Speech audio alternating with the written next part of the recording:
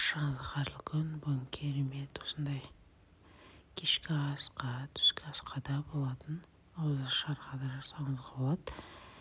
Керемет ас дайындайтын боламыз. Ол үшін бізге 8 жұмыртқа қажет болады. 8 жұмыртқамызға тұзымызды, бұрышымызды салып жақсылап араластыратын боламыз.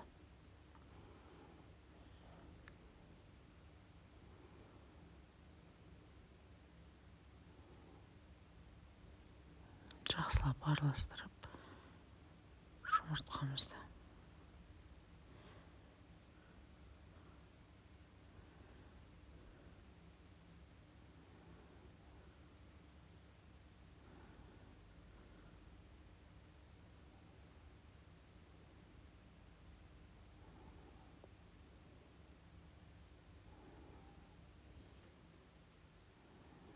екі жұмыртқамыз араласты. Енді табағымызды қыздырып, блинчик пыстыратын табағыңыз болса, соған пыстырсаңыз болады.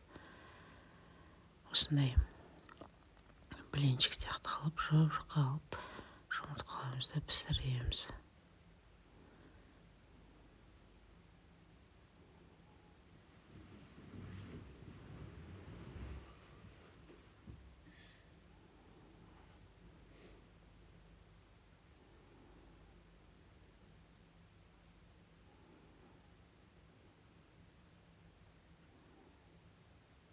Бір жағы пісіп қалды. Енді екінші жағына аударамыз.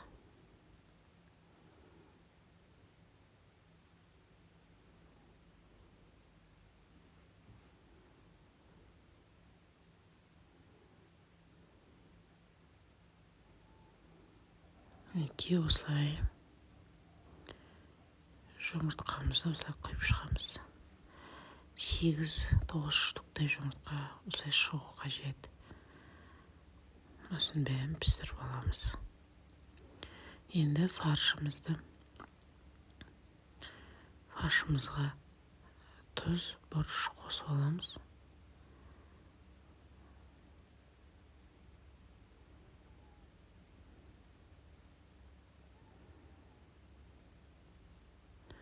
Содан соң алдын ала дайындалған осылай картопымызды теркіден өткізіп аламыз.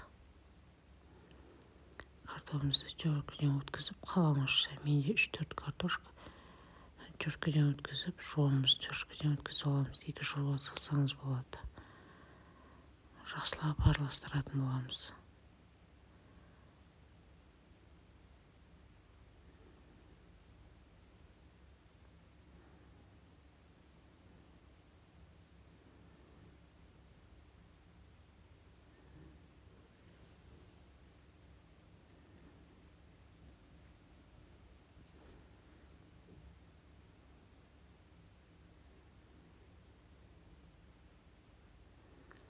Тағы да кішкене бұрышпен тұз салдым. Қайтадан жақсылап араластырып жатырмын.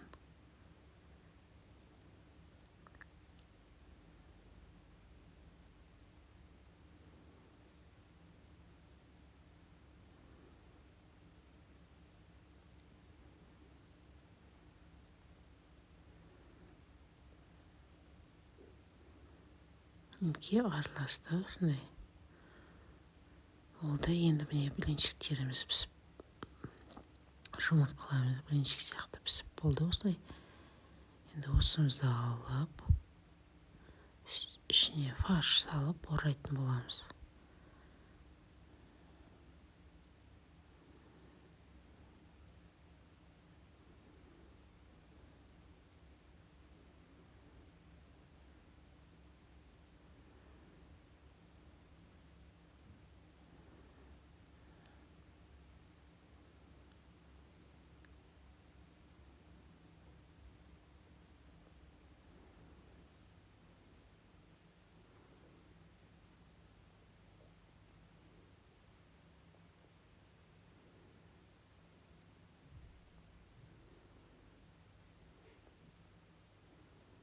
Барлық жұмыртқамызды алып осылай салып шығатын боламыз фаршымызды.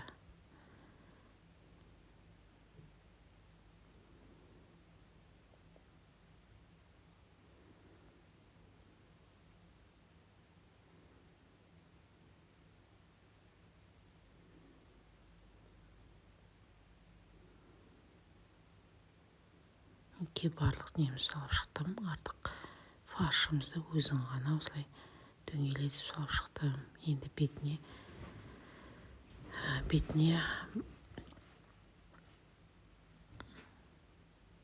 майонез жағып шығатын боламыз.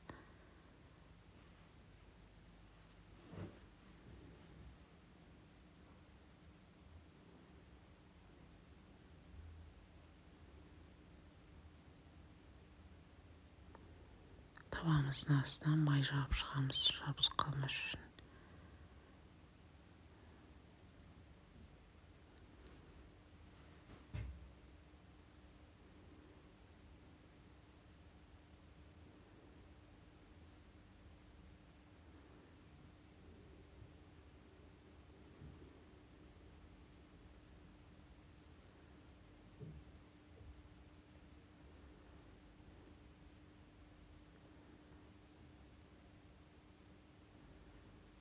Осылай болып шықты. Міне майонез жағып шықтым бәріне.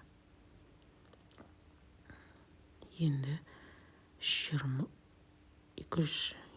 градуста 40-45 минут пісіретін боламыз. Оған дейін картошкамызды пісіріп қойдым.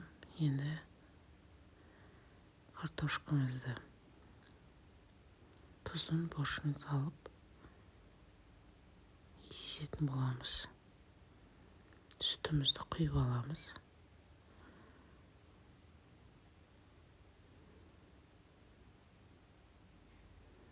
Ыссы күйінде езсеңіз өте керемет болып езіледі.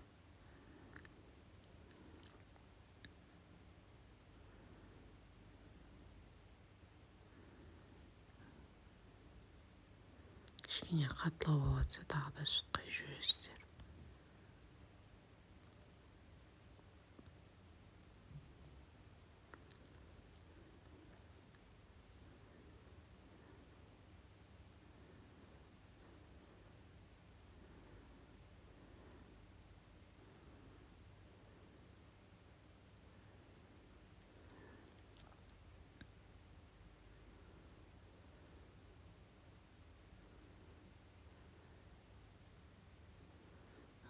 Пюрем жұмсақ, өте керемет дайын болды.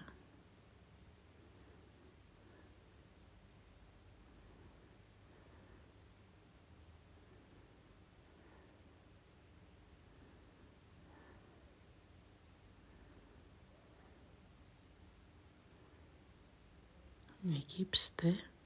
Барлықтарыңызға ас болсын. Ұнаса лайк басыңыздар, келеді.